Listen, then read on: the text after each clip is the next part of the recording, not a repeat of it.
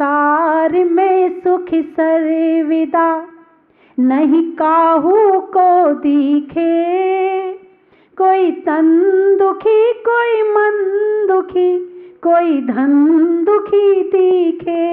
कोई दुखी औलाद बिन कोई का सुत ज्वाड़ी। काहू की कुलटाई स्त्री काहू को बीमारी। खाते दवा नित वैद्य की नहीं फायदा दिखे। कोई तन दुखी कोई मन दुखी कोई धन दुखी दिखे। संसार में सुख सर्वदा नहीं काहू को दिखे।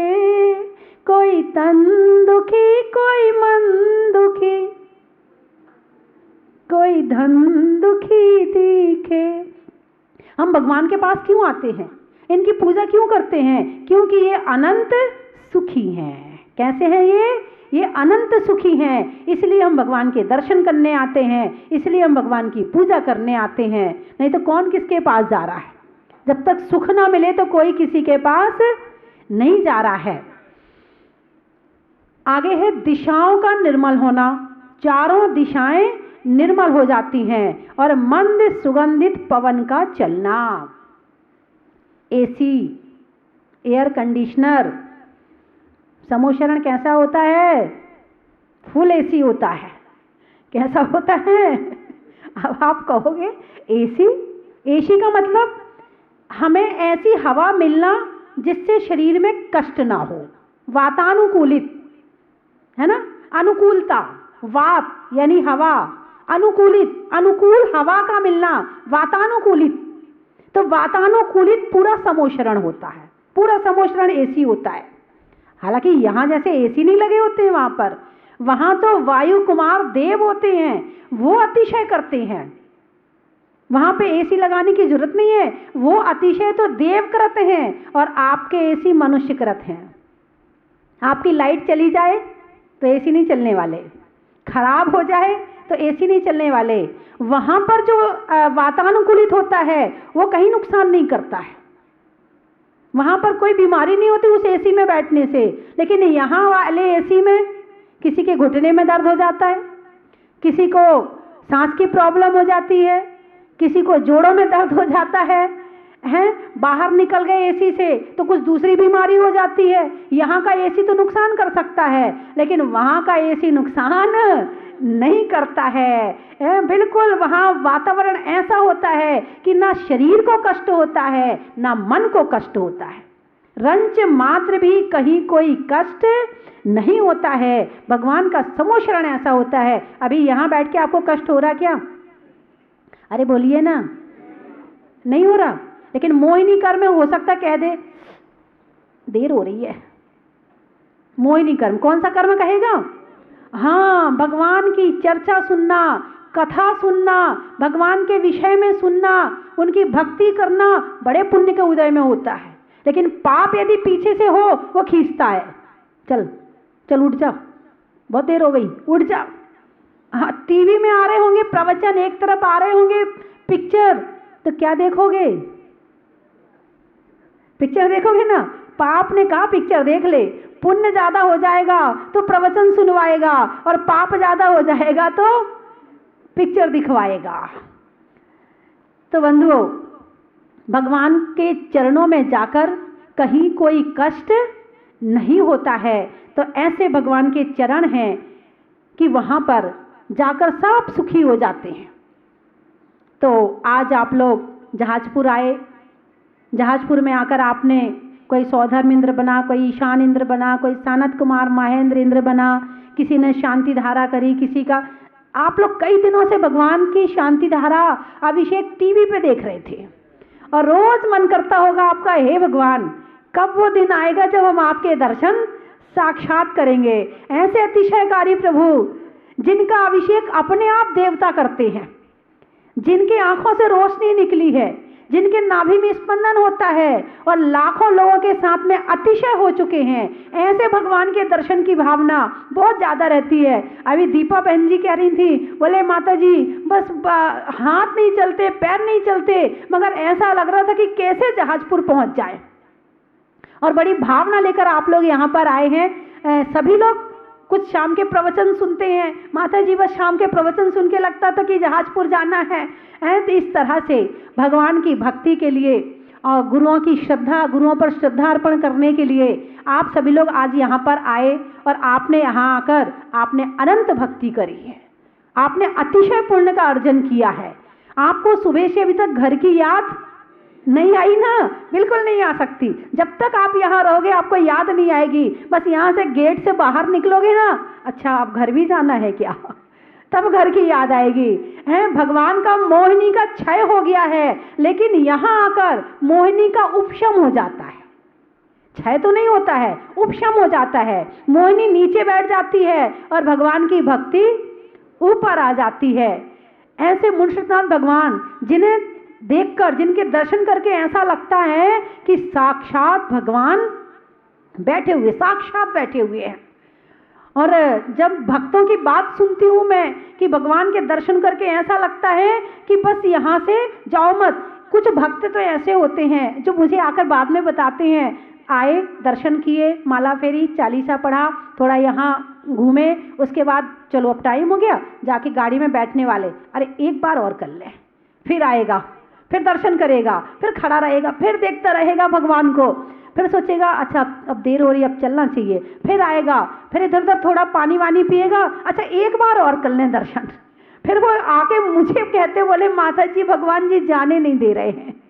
ऐसा लगता है भगवान के सामने बैठे रहो, भगवान को देखते रहो, निहारते रहो, इनके सामने से उठने की इच्छा नहीं हो रही है। तो ऐसे भगवान के दर्शन आज आपने किए, आज आप आए हैं। अब अपने परिवार को लेके आना, फिर अपने रिश्तेदारों को लेके आना। अरे हाँ बोलो ना, आप तो हाँ ही नहीं बोलते हो। हाँ, फिर रिश्तेदारों को लेके आना है। एक बार आ जाओगे, दोबारा भगवान अपने आप बुला लेंगे। अपने आप भाव बनाओ। कुछ लोग तो ऐसे होते हैं, बताते आकर मुझे, बोले माता जी टीवी में देख के कल मेरे भाव हो रहे थे, हे भगवान कब बुलाओगे, कब दर्शन होंगे आपके। बोले दूसरे दिन मेरे भाई का फोन आ गया, बोले चल जहाजपुर चल रही क्या।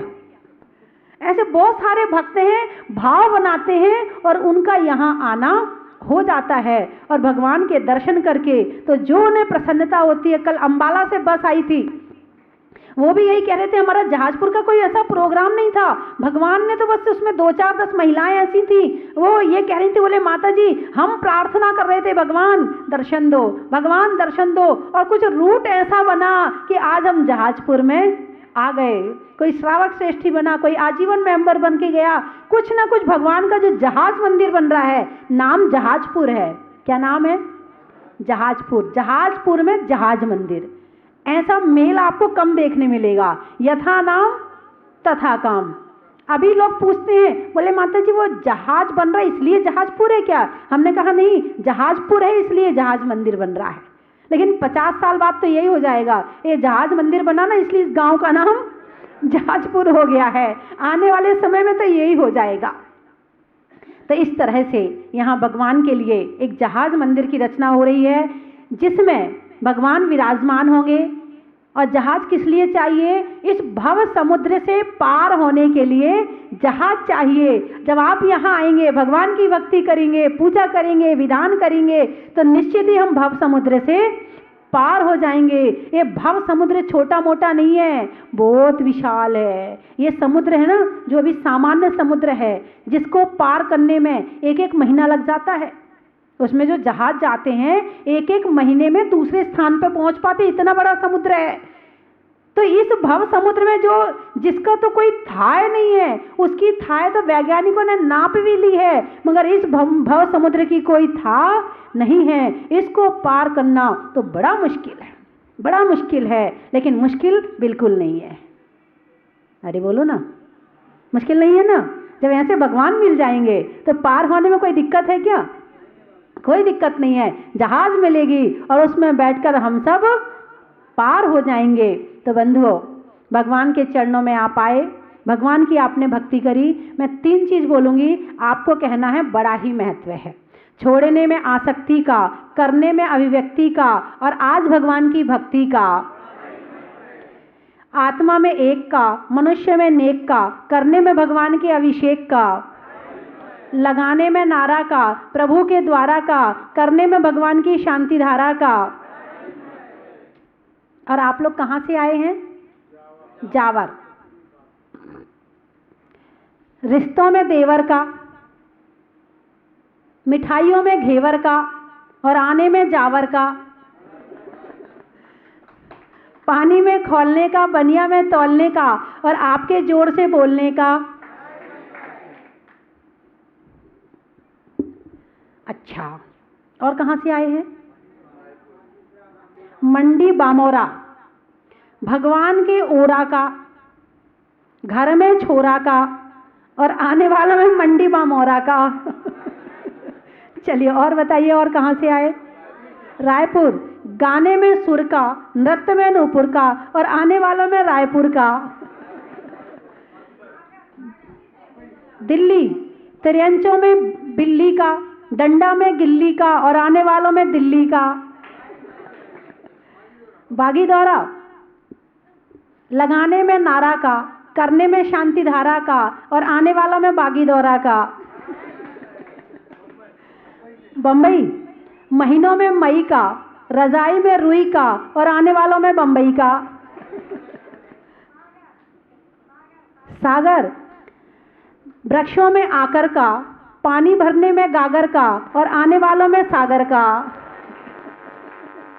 गढ़ी, भोजन में बड़ी का, बूढ़ों में छड़ी का, और आने वालों में गढ़ी का। निवाई, बरसात में काई का, बाल कटाने में नाई का, और आने वालों में निवाई का। है? दिल्ली का हो गया ना? बांसवाड़ा, सर्दी में काढ़ा का, दिसंबर में जाड़ा का, और आने वालों में बांसवाड़ा का। बिलुआ, भोजन में बड़ा का, भोजन में बड़ा का, भोजन में बड़ा का, पानी भरने में घड़ा का, और आने वालों में भीलुड़ा का। बूंदी, कौन आया? अच्छा, पक्ष में सुधी का, पक्ष में सुधी का, भगवान की बेदी का, और आने वालों में बूंदी का। हो गए सारे? साखना, अनाज में चना का, गर्मी में पना का, और आने वालों में साखना का। लिखने में खत का, मकान की छत का, और आने वालों में भारत का। तो बंधुओं, हम सब भारतवासी हैं। हम सब कौन है? ये भारत, भारत का भारत है। किसका भारत है ये? भारत का भारत। कौन सा भारत? सबसे पहले चतुर्थ काल में भगवान ऋषभ देव के पुत्र भरत चक्रवर्ती के नाम से यहाँ का नाम भारत रखा गया है। इसको वैसे आर्यखंड बोलते हैं। क्या बोलते हैं इसको? आर्यखंड है। लेकिन भरत चक्रवर्ती सबसे पहला चक्रवर्ती हुआ है, तो उसके नाम से इसका नाम भारत पड़ गया है। हम इंडिया के निवासी नहीं हैं। हम कहाँ के निवासी हैं? हम भारत के निवासी हैं। हम भारत के रहने वाले हैं। हम भारतवासी हैं। कौन है? भारतवासी हैं, जहाँ अनेकता में एकता है। तो बंधुओं, बीज में बोने का, कमरे में कोने का, और आप सबके दोबारा आने का। चंद्रमा में गुरुत्वाकर्षण का, भौतिकता में आकर्षण का, और भगवान के दर्शन का।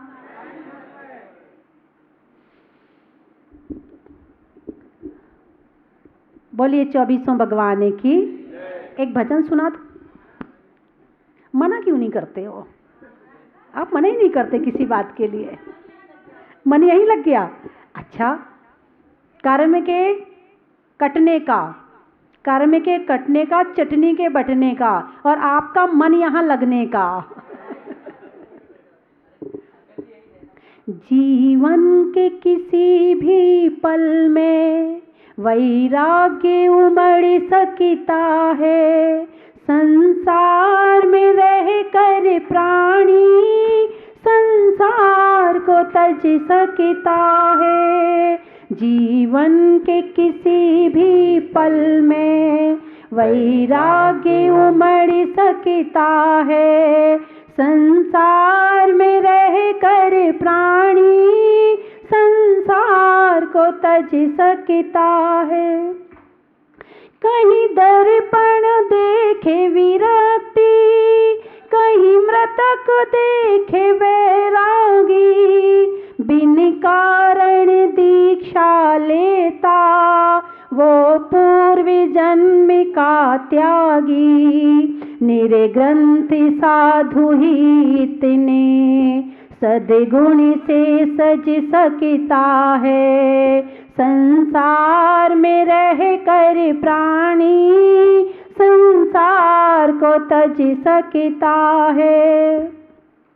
शास्त्रों में सुने थे जैसे वैसे ही देखे मुनिवर, तेजस्वी परम तपस्वी उपकारी सन्मति गुरुवर। इनकी मृदुवाणी सुनकर हर प्राणी सुधर सकता है। संसार में रह कर प्राणी संसार को तज सकता है। जीवन के किसी भी पल में वैराग्य उमड़ सकता है। संसार में रह कर प्राणी संसार को तज सकता है। एक महत्व तो रह ही गया अहमदनगर का, पानी में डगर का, पानी में डगर का, चलने में मगर का, और आने वालों में अहमदनगर का। बोलिए 24 भगवान की।